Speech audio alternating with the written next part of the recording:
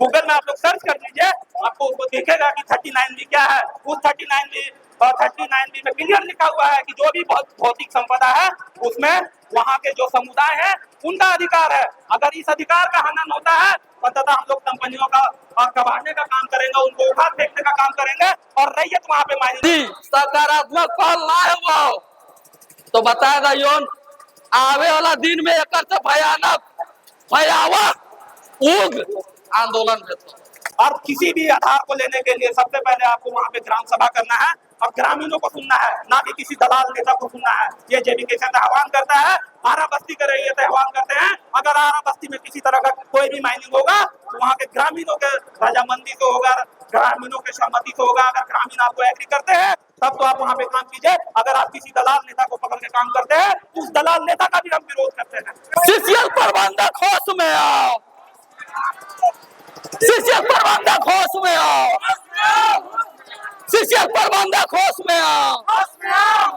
अन्यथा ही पब्लिक इतना शोषित भय गए है तू, इतना पीड़ित भय गए है तू कि छतिया चढ़ के ऊंचे के पावर रखा है तू। और ये बार बार सीसीएल वाला, चाहे पूरा झारखंड के महाप्रबंधक के बात करो, चाहे कुजू एरिया के महाप्रबंधक के बात करो, ये बार बार प्रशासन के बीच में लावा है ने, बताए दियो कि ज्यादा दिन ना चले वाला हो। चूंकि प्रशासन भी आप समझ रहे हो सही गलत के, और प्रशासन भी जान रहे हो कि आज के युवा पढ़ल लिखल है तू, आज के युवा सच और झूठ के पर्दाफाश करे जाना है। आज इस धरना प्रदर्शन के माध्यम से हमनी जे भी मांग लेके लियो सीसीएल महाप्रबंधन से रिक्वेस्ट करते हैं कि वो ग्रामीण सबसे बात करके और उस सबके मांग में संज्ञान लेते हुए उस मांग के पूरा करे के काम करे। चूंकि सीसीएल बसल इतना बरस भय गए है लेकिन आज तक ढंग के रोड ना, ढंग से बिजली ना, ढंग से पानी ना। अरे आखिर तो नहीं देले का है जी, तो नहीं आज तक देले का है। उल्टी बिना तो नहीं अधिग्रहण कर ले उतना जगह कोड़ दिला। अगर एटा अगर हमनी तनी खून कोई एरिया में कब्जा कर लियो ने, कब्जा ना आपने दिया जगह में, आपने दिया जगह यदि दोबारा जाइयो मांगे ले तो दोनों है प्रशासन के भय देखावा ई ना चलतो। अब ग्रामीण जाए के ले तू पहले तो हुरमुट बुद्धि चला लो कि मार तो मार, अब कलमो चलवे जाने लगला तू।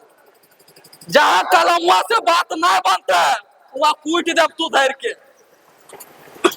चूंकि समय के मांग हो, मर रहा तू, बाल बच्चा के भविष्य गर्त में जा रहा हो, जमीनवा जाइए रहा नियोजन वो ना मिल रहा, लोग करते तो करते। आखिर लोग के पास और विकल्प का है, जने कोलवारी न करे उधर तो कोनो तारी खेती बाड़ी करके जीवी खैती, लेकिन तोनी तो जगह वो छीन रहे, तोनी नौकरियों ना दे रहे।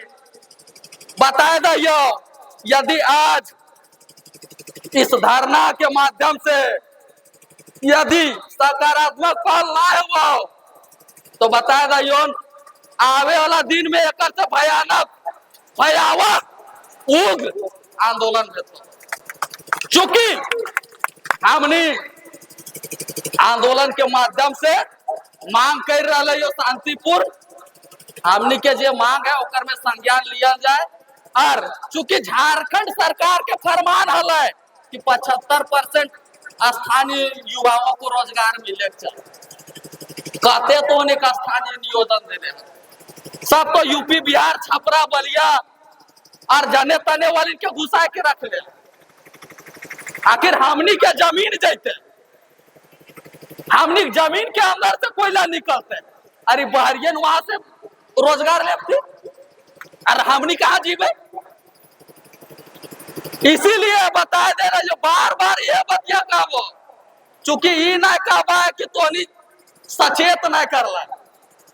सब कफन बांध के घूरे वाला आदमी है तू, कफने बांध के कहे, चूंकि सबको जाना थी कि हर बार महाप्रबंधक के रक्षा खातिर सुरक्षा खातिर सीसीएल गार्ड स्थानीय थाना प्रभारी से लेके ओकर पूरा टीम रहा थी। हमनी के पक्ष में कोई ना उतरे हर बार बताए जाइए, इसीलिए जीवा डांट करके लड़ना हो, और नहीं तो जगह जमीन चलिए गलो आवे वाला दिन में जो घर दूरा हो चल जेतो। लड़बल ने गो जोर से बोलो, लड़बल ने। सीसीएल प्रबंधक होश में आओ, सीसीएल प्रबंधक होश में आओ, सीसीएल प्रबंधक होश में आओ। जय जय झारखंड। सीसीएल का दलाली करना बंद करो, सीसीएल का दलाली करना बंद करो। वन विभाग का जमीन ग्राम सभा के आदेश के बिना काटना बंद करो, वन विभाग का जमीन ग्राम सभा के आदेश के बिना काटना बंद करो। जब भी कैसा जिंदाबाद, जब भी कैसा जिंदाबाद।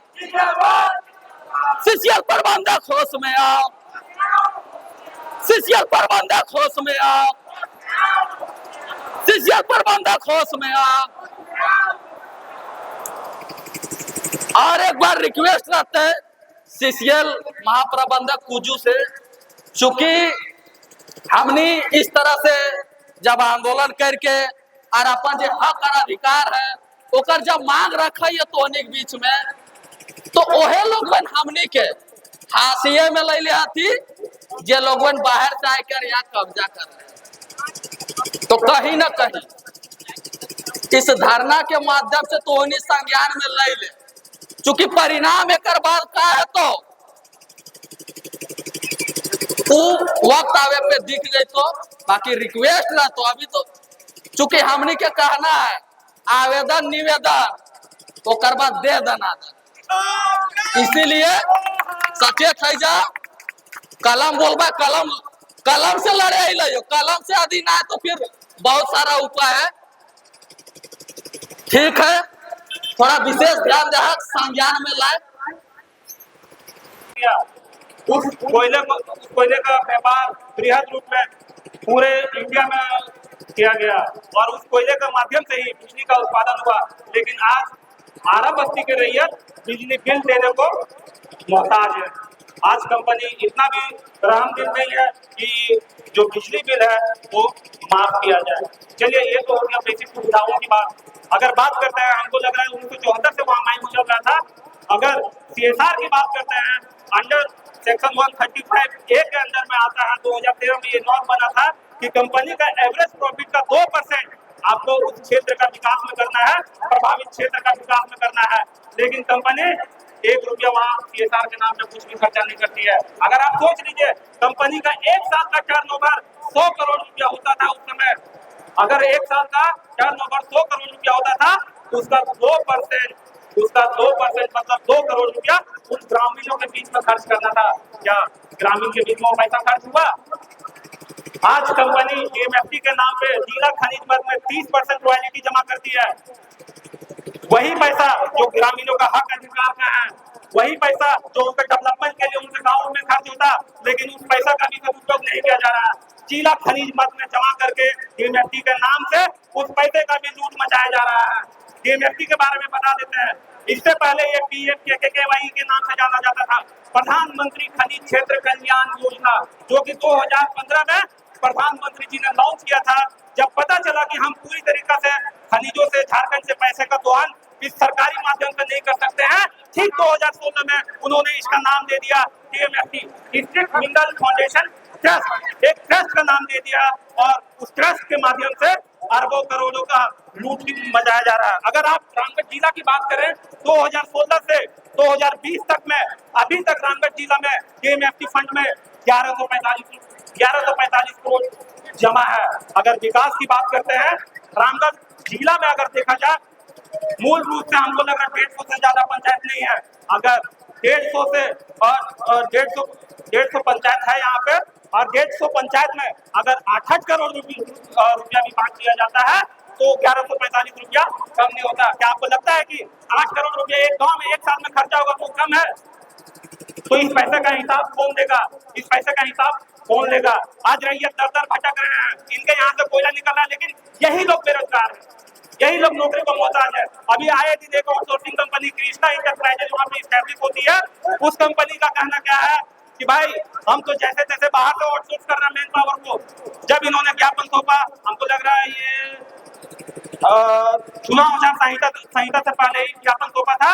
उस समय सीसीएल जवाब देती है कि भाई ये मेरे कंट्रोल में नहीं है, वो तो आउटसोर्सिंग कंपनी है, प्राइवेट है, लेकिन वो आउटसोर्सिंग कंपनी काम आपके लिए कर रही है, आपके अंडर में काम कर रही है। आपके बीच में मेमोरेंडम ऑफ अंडरस्टैंडिंग मतलब समझौता ज्ञापन होता है।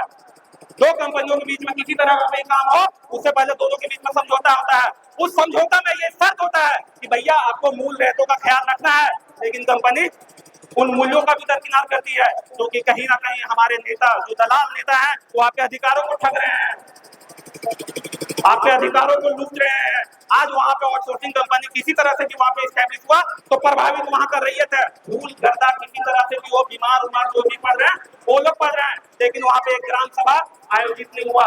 इस आधार पे वहां उस कंपनी को स्टैब्लिश किया गया। हम पूछना चाहते हैं महाप्रबंधक महोदय से, महाप्रबंधक महोदय बिना ग्राम सभा आयोजित किए आपने किस आधार पे वहां पे आउटसोर्सिंग कंपनी को चलाया? ये मुद्दा गंभीर है।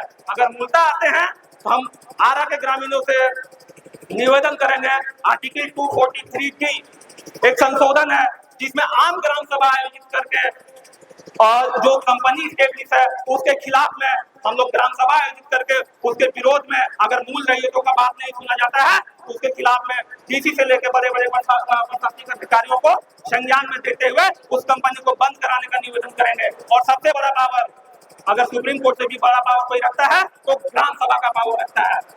और ये तो सुप्रीम कोर्ट की जो मतलब जो जुडिशरी है और जो वर्डिक्ट आया है, जो फैसला आया है, वो तो कंपनी मानने को तैयार नहीं है। आज रैयत भटक रहे हैं। ये वर्डिक्ट हमको लग रहा है 2000 कब आया लू चाचा 1974 में जो वर्डिक्ट आया था सुप्रीम कोर्ट का कि नहीं वहाँ का जो मूल रैयत है जो 488 एकड़ 480 एकड़ जमीन दिया गया है उसके बदौलत वहाँ पे नौकरी दे दिया जाए, लेकिन अभी तक उस और जो सुप्रीम कोर्ट का ऑर्डर है उसको अभी तक कंपनी फॉलो नहीं कर रही है। तो कहीं ना कहीं कंपनी प्रशासनिक तौर से बिकी हुई है, कहीं ना कहीं कंपनी नेताओं मंत्रियों को खरीद के रखी है कि भाई आप मेरे इशारे पे काम करो। हर गांव का एक रिप्रेजेंटेटिव होता है, हर गांव का एक दलाल होता है जो आपके अधिकारों का हनन कर रहा है। अगर किसी तरह का भी विकास का काम हो रहा है, सीएसआर फंड ऐसा नहीं है कि वो गबन नहीं कर रहा है, वो काम दिखा रहा है, बस कागजों में काम दिखा रहा है। और उसको गबन करने में सीसीएल के बड़े बड़े अधिकारी से लेकर आपके जो जननेता है वो लोग शामिल हैं। तो अब परिवर्तन का समय आ चुका है। लोग पहले अपने अधिकारों को जानते नहीं थे, समझते नहीं थे, लेकिन अब समझने लगे हैं, अब जानने लगे हैं। अब ग्रामीण जाग चुका है, अब अपना अधिकार अभी तो प्रोटेस्ट कर रहे दादा, कल को अगर नौबत आएगा, अभी हम लोग जीएम के समक्ष आए हैं, कल सीएमडी के समक्ष जाएंगे। अगर वहां से भी सुनवाई नहीं होता है, अंततः हम लोग सड़क जाम करेंगे। वहां से भी सुनवाई नहीं होता है तो कंपनी का फिर वही जो आखिरी उपाय होता है, भाई काटो, फिर गर्दन हाजिर है, काटो और शोषण करो। तो ये सब नीतियां हैं, कंपनियां कभी भी नहीं चाहिए कि झारखंड का भला हो। झारखंड में रोजगार स्वरोजगार आप कहाँ से दे सकते हैं? जिनके घर से कोयला का खदान है वहां पे पता चलता है कि कोयला का व्यापारी नहीं है। कोयला का व्यापारी कौन है? आपके जमीन से अगर कोयला निकल रहा है वहां पे व्यापार कौन करेगा? पता चला दिल्ली मुंबई में बैठा हुआ आदमी डीओ के माध्यम से ऑनलाइन ऑप्शन के माध्यम से आपके यहाँ का कोयला खरीद रहा है और बाहर मंडियों में बेच रहा है। व्यापारी कौन करेगा? अगर आपके यहाँ संसाधन है, आपके यहाँ धान का खेती होता है तो धान को आप बेचते हैं, आप कमाते हैं, आप खाते हैं, उसमें किसी को हिस्सेदारी देते हैं। उसी तरह आपके यहाँ अगर कोयला का खदान है तो रोजगार भी कोयला में देना होगा, रोजगार भी व्यापार भी कोयला में करना होगा। किसी तरह का जो मूलभूत सुविधाएं हैं जो कंपनी एक्ट कहती है, सीएसआर एक्ट कहती है, डीएमएफटी जो कहता है उसके आधार पर करना होगा। अन्यथा अगर आप हमारे शर्तों के आधार पर काम नहीं करते हैं, एक आर्टिकल है 39 भी, उसके तहत में जो भौतिक संपदा है, जो जमीन के नीचे पे संपदा है, उन संपदा पे हक ग्रामीणों का है। ये सुप्रीम कोर्ट का एक फैसला भी आया था और ये आर्टिकल बना हुआ है 39 भी। गूगल में आप लोग सर्च कर लीजिए, आपको उसको दिखेगा कि 39 भी क्या है। उस 39 भी और 39 भी में क्लियर लिखा हुआ है कि जो भी भौतिक संपदा है उसमें वहाँ के जो समुदाय है उनका अधिकार है। अगर इस अधिकार का हनन होता है तथा हम लोग कंपनियों का कबाड़ने का काम करेंगे, उनको उठा फेंकने का काम करेंगे और रैयत वहां पे माइनिंग करेंगे। अगर टाटा लोग बोलते हैं कि प्राइवेट कंपनी या फिर प्राइवेट लोगों का कोयला पे अधिकार नहीं है, ऐसा गलत है। तो टाटा की कोयला निकाल रहा है भाई, अंबानी की कोयला निकाल रहा है भाई, अदानी की कोयला निकाल रहा है भाई। आखिर कोयला का तो माइनिंग कर रहा है ना, वो तो गवर्नमेंट एजेंसी नहीं है, वो तो सरकारी है, वो तो प्राइवेट है। अब बताइए एक रैयत कम्युनिटी क्यों नहीं माइनिंग कर सकता है? तो अब रैयत जाग चुका है। अगर उनके नियमों के आधार पे काम नहीं होता है तो अब हम लोग अपना नियम बनाएंगे और रैयत कम्युनिटी खुद माइनिंग करेगा और खुद कोयला बेचेगा, खुद व्यापार करेगा। सरकार को टैक्स से मतलब है। अगर सीसीएल भी सरकार को देती है ना तो रॉयल्टी दे रही है, टैक्स दे रही है, इसके अलावा कुछ दे रही है क्या? बस टैक्स पे कर रही है। हम लोग भी ग्रामीण है, कोयला बेचेंगे, जो आधार है टैक्स देने का, उस आधार पे हम लोग भी रैयत कम्युनिटी भी टैक्स पे करेंगे। आपको वो अधिकार रैयत के पक्ष में अगर आप न्याय नहीं करते हैं तो रैयत ये अधिकार लेकर रहेगा। तो बातें तो बहुत सारी हैं, अगर बातें करेंगे तो फिर शाम तक हो जाएगा। कोई बात नहीं। और आखिरी निवेदन यही होगा महाप्रबंधक महोदय जी से, सर आपके समक्ष में ग्रामीण विनम्र पूर्वक अपनी मांगों को लेकर बैठे हैं। ये हमको लग रहा है 1974 का मामला है, 1974 से लेकर अभी 26 साल और 24 साल लगभग 50 साल हो गया इनकी मांगों को दरकिनार किया जा रहा है। इनके बच्चे भूखे नंगे सड़क पे गुजर रहे हैं, इनके अधिकारों का हनन किया जा रहा है। आप आइए, इनका निवेदन को सुनिए, इनको जानिए और इनके हक अधिकार में काम करें। नहीं तो आपके खिलाफ भी बहुत सारा एक्ट आता है, उसके प्रावधान में हम लोग कार्रवाई करने का काम करेंगे और एक एक पाई रुपया का हिसाब दिया जाएगा, सीएसआर का हिसाब दिया जाएगा, एएमएफसी का हिसाब दिया जाएगा। इन आधारों पे आपने वहां पे आज तक एक सीएसआर का एक काम तक नहीं किया। सीएसआर का अभी तक बच्चे वहां पे पढ़ने को मोहताज हैं, जैसे तैसे लोग स्कूल जा रहे हैं। एक स्कूल बस तक का सुविधा नहीं दिया आपने, सड़क तो दूर की बात है, एक टेम्पू तक का आपने सुविधा नहीं दिया। आपने उस पैसे का क्या गबन किया? तो प्रबंधन को ये इसका जवाबदेही तय करना होगा। और अब रैयत कम्युनिटी जाग चुका है और किसी भी आधार को लेने के लिए सबसे पहले आपको वहां पे ग्राम सभा करना है और ग्रामीणों को सुनना है, ना कि किसी दलाल नेता को सुनना है। ये जेबीके से आह्वान करता है, आरा बस्ती का रैयत आह्वान करते हैं। अगर आरा बस्ती में किसी तरह का कोई भी माइनिंग होगा तो वहाँ के ग्रामीणों के रजामंदी से होगा, ग्रामीणों के सहमति से होगा। अगर ग्रामीण आपको एग्री करते हैं तब तो आप वहाँ पे काम कीजिए। अगर आप किसी दलाल नेता को पकड़ के काम करते हैं तो उस दलाल नेता का भी हम विरोध करते हैं। जोहार रहेगा आपको। धन्यवाद।